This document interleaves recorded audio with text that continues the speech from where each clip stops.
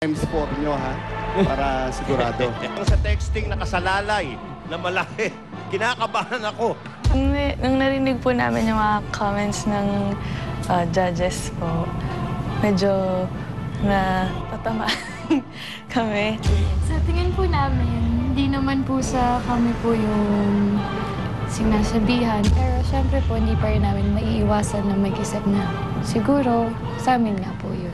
Pinalalabas mo na parang mga manyak na hindi po ganun. Under pressure po silang lahat. Pagdating po sa mga personal problems, talaga pong hindi namin iniisip yun pagdating sa pag nagpa-practice po kami. Kung nagkamali po ako last week, sisiguraduhin ko pong hindi ako magkakamali.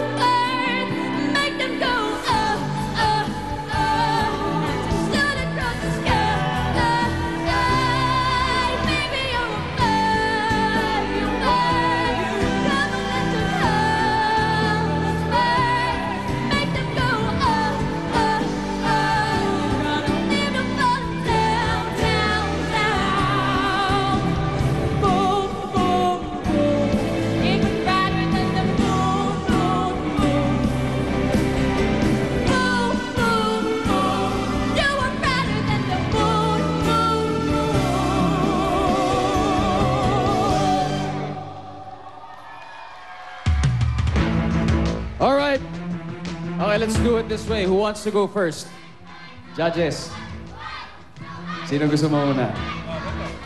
Direct Bert. Sige, ako na. Okay. Okay. Ray, actually, nung nakita kong fireworks ang kakantahin nyo, I was very optimistic. No? Sabi ko, maganda yung pyesa, maganda yung pagkakapili. Sadly, may problema ako sa tempo. May mga parts na sugod eh. Alam mo yung ibig sabihin ng sugod, di ba? May mga parts na sugod. And hindi rin ako masyadong impressed sa harmonies. I'm sorry to say. Ako naman, gusto ko yung batiin lahat ng judges ng isang Merry Christmas. And peace to all of you. Mr. Louie O, ano po masasabi niyo? Louie, ikaw na. Hindi. Kinikwento ko nga sa isa sa mga kaibigan ko dyan sa banda. Nung isang araw, nag-attend ako ng party. May show band. May show band na kumanta ng fireworks. Ang gandang areglo nila eh. Yung na-attend kong party. No doubt, maganda naman yung gawa nyo ngayon. No? Kaso lang, may nadinig akong iba na, uy, ang galing nito, no? So parang, ang sinasabi ko lang, na you really have to work hard because ang daming magagaling na grupo out there who do not have the luxury of where you are right now. So you really have to prove your point. I believe that you have the votes. Ang dami lagi nagvo-vote sa'yo. So, pero in my heart, you still have to prove that you deserve to be here. To stay here until the end.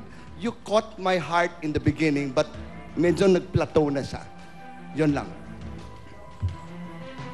Yes, it's my turn. Ray, hindi ako masyadong impressed dun sa song na kinanta nila. And alam ko magagaling sila individually. Ngunit, makinig kayo.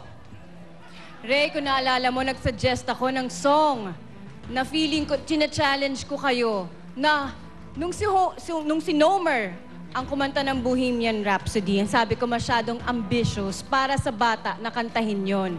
Ang sabi ko, kung pwede, kayo ang kumanta. At kung ma-pull off ninyo yon, bibilib ako. Sana, tanggapin mo yung challenge ko na yun ang kantahin ninyo. Kasi feeling ko, isi-showcase noon yung galing ng bawat isa sa kanila. Yun lang. I thank you, Bao. All right, and finally to Joey.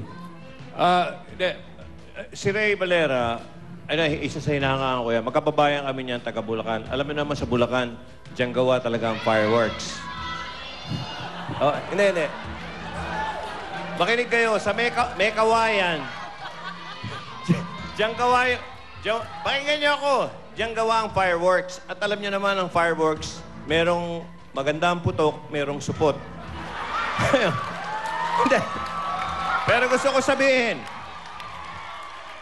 maganda yung putok nyo ngayong gabi. Napahiya kayo. Abe, ayos sa akin. Pero, seriously, akala ko 4 silang kakanta eh. Yung girl lang na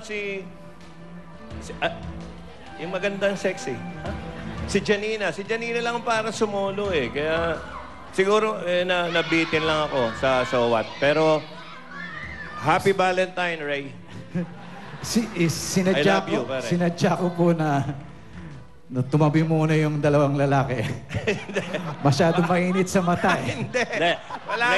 Ray, if I may make an observation, no? Ikaw, magaling kang record producer, magaling ka sa music. No, walang mali siya. Alam mo ang strength ng grupo mo? Yung dalawang babae, pareho magaling kumanta. Yun ang strength ng grupo mo. Ngayon, alam mo na kung ano weakness. Diba? Okay, doon na tayo magtapos. Maraming salamat, judges. Thank you, So What and Mentor Ray. Okay, this is your chance to ask for votes. So What?